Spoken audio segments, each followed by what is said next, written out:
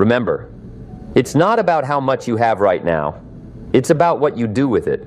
The sixth strategy, and it transforms not just your money, but your relationship with yourself, is keeping personal financial records. Let me tell you plainly, if you don't track your finances, you're not in control of your life, period. There was a time I lived by feel.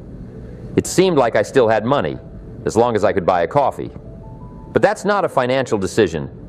It's a blind reaction. My mentor asked me, "Jim, how much did you spend on food last month?" I said, "I don't know, but I don't think it was much." He smiled and said, "Show me the numbers."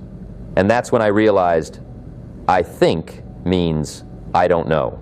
And I don't know means I'm not in control.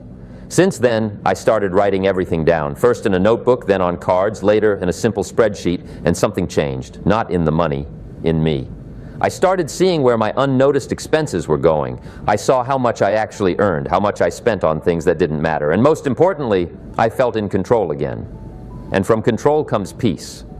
Tracking is your financial consciousness. It's a mirror you may not always enjoy looking into, but in it lies the truth. And that truth makes you stronger. So my advice to you is, grab a notebook or open a file and start today.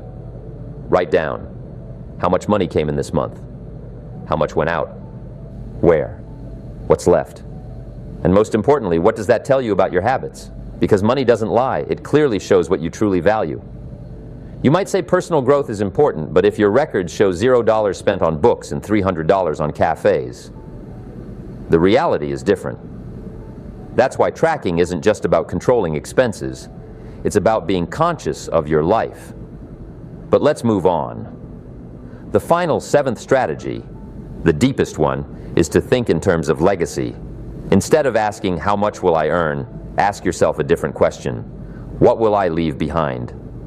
Financial well-being isn't just about a comfortable retirement. It's about the mark you leave. What kind of money culture are you passing on to your children? What spending philosophy do your grandchildren see in you? What saving, investing, and responsibility habits will they inherit or not? I know many people think, I don't have much to leave behind. But you don't have to leave just a bank account. You can leave a system, an example, a principle.